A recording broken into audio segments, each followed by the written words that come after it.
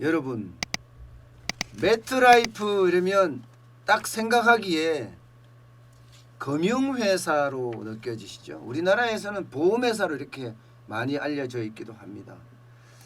그런데 736조의 자산을 운용하는 사실상 자산운용사예요. 예, 그러면서 모든 금융을 가지고 있는 그런 회사입니다. 여기에서 보고서가 하나 나온 거예요. 그 보고서가 조금 충격적입니다. 예. 1929년에 대공황이 있었잖아요. 그때 그리고 제2차 세계대전 후 그리고 이번 코로나발 경제위기 이게 세 번째라는 거예요. 그러면서 경기 침체도 아니고요. 경기 대침체 왔다는 보고서를 냈습니다. 게다가 여타 경제 위기보다가 그 기간이 길 거다 이런 보고서까지 곁들였어요. 제가 늘 말씀드릴 때 그랬잖아요. 대한민국에서 봐서는 금융위기나 외환위기 때보다가 지금 코로나 경제위기가 더 심각하다. 저는 그렇게 이야기를 했어요. 왜냐하면 단기적으로는 그 깊이가 낮을지 모르지만 장기적으로 보면요. 그 길이가 길다는 거예요. 그래서 경제 위기가 더 심각하게 될 수도 있다는 그런 말씀을 여러 번 드렸습니다. 정부는 V자 반등을 기대하고 있지만 제가 말할 때는 늘 그랬죠. V자 반등은 없다. L자다. L자. 그것도 적어도 올 연말까지는 L자라고 제가 연초부터 계속 말씀을 드렸습니다. 아니 작년에 예측할 때도 그렇게 이미 말씀을 드렸습니다. 그만큼 우리 경제가 심각한 상황에 몰려 있는 거거든요. 이런 우리 경제의 모양새나 세계 경제의 모양새나 지금 비슷하다는 겁니다. 예. 단기적으로 깊이는 깊을지 모르나 그 기간은 길어진다는 그 말입니다. 타니 후쿠이 매트라이프 인베스트먼트 매니지먼트라고 해서 MIM이라고 합니다. 여기에 전략가입니다. 그것도 글로벌 경제 내지는 시장을 전담으로 하는 전략가인데 이 전략가가 이번 코로나발 침체는 침체 기간도 평균보다 더 길게 될 것으로 예상된다. 이렇게 말을 했습니다. 침체 기간이 더 길어진다는 거잖아요. 그러면 경제라는 거는 가장 중요한 게 속도입니다. 그것도 지금 같은 침체기에는 회복 속도예요. 회복 속도가 얼마나 빠르냐에 따라서요.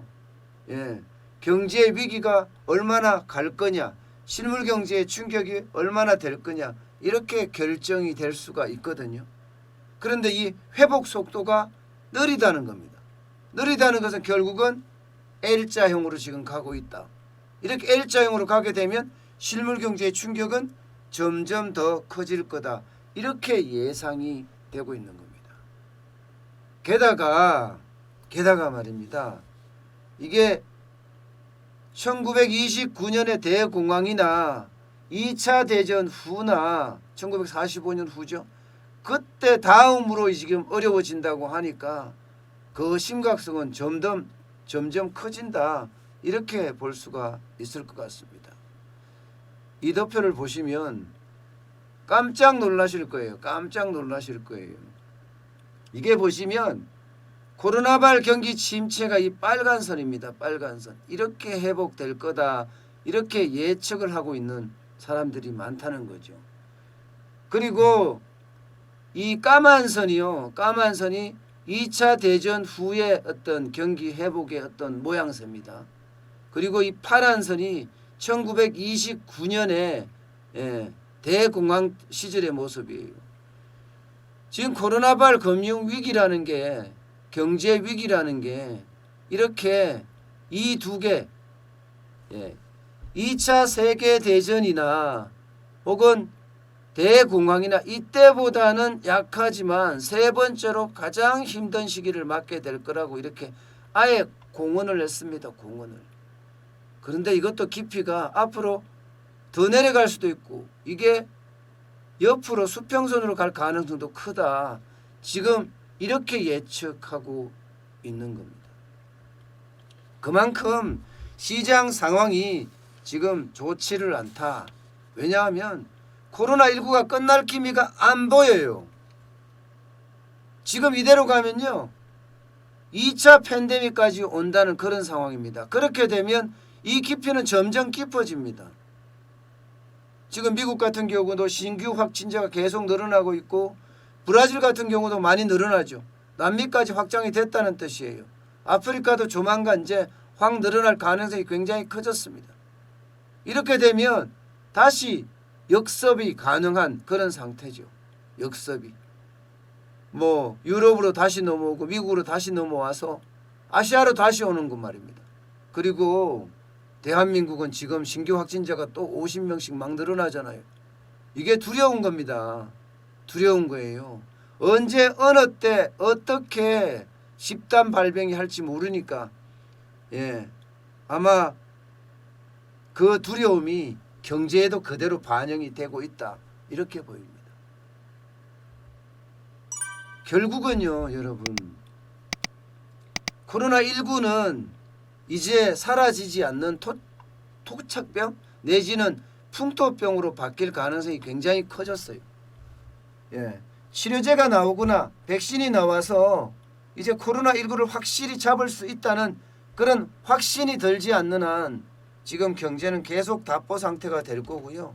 여기에 사회적 거리두기부터 시작해서 생활 속 거리두기까지 잦은 반복이 일어날 가능성이 굉장히 큽니다.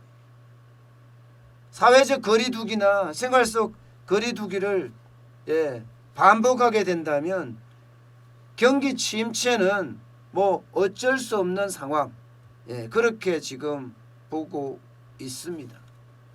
그러니까 경기 침체 자체가 그만큼 어려워질 수 있다는 거죠. 그만큼 어려워질 수 있다는 거. 대한민국에도 지금 마찬가지잖아요. 대한민국에도. 자, 대한민국에도 지금 사실 실물 경제의 충격이 아직 제대로 전달되지 않은 상태예요.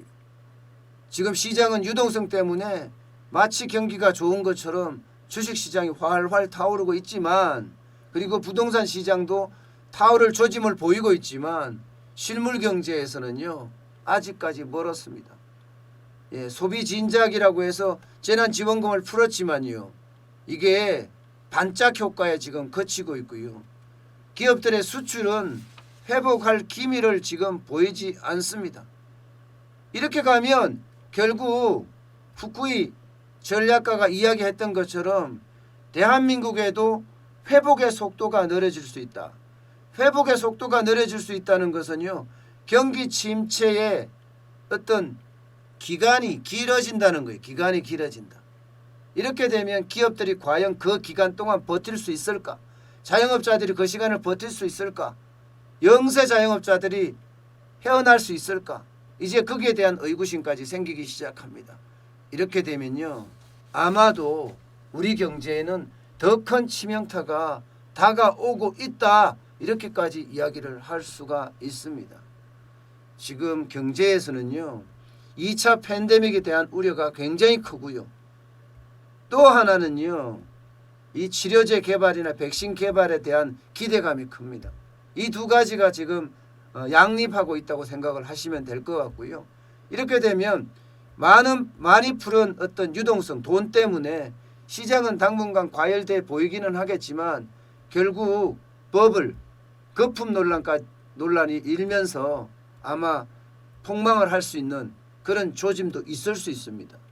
폭망이라는 게 경제 전체가 가라앉는다는 게 아니라 주식에 투자했던 사람들이 거품이 빠지면서 그야말로 주식이 엄청나게 떨어지는 그런 효과를 맞지 않을까. 뭐 30%, 40% 심지어는 반토막까지 나지 않을까. 그런 우려 섞인 이야기들이 지금 계속 나오고 있는 실정입니다. 어쨌든 지금 경제는요 분명히 상황이 좋아지지는 않습니다. 기획재정부가 이야기했던 것처럼 경제 하방 리스크가 다소 완화됐다. 이 말은요 너무 장밋빛 전망이고요. 경제를 잘 보지 못한다 하는 그런 느낌까지 듭니다. 하방 위험이라는 게 사실 이 하방 위험이 실물 경제거든요. 그러면 자영업자들의 매출이 늘고 그죠? 중소기업이 좀 살만해지고 수출 기업들이 활활 타올라야 되는데 아직 그런 조짐이 안 보이거든요. 게다가 6월 1일부터 6월 10일까지 일평균 수출액이 15억 5천만 달러밖에 안 됩니다. 15억 5천만 달러. 일평균 수출액이 아무리 적어도 16억 8천만 달러? 그래야지 대한민국의 수출 총액이 6천억 달러 갈 수 있는 그런 기토를 마련할 수 있거든요. 게다가 지금 6월이니까요. 일평균 수출액이 적어도 18억 달러, 19억 달러, 20억 달러 이 정도는 가야 합니다. 그런데 그렇지 못하거든요. 15억 5천만 달러라는 건 지금 실물 경제의 충격이 그만큼 세다. 이게 실물 경제의 충격이 결국은 금융 충격으로 갈 텐데 어떤 식으로 갈란지 저는 그것도 두렵습니다.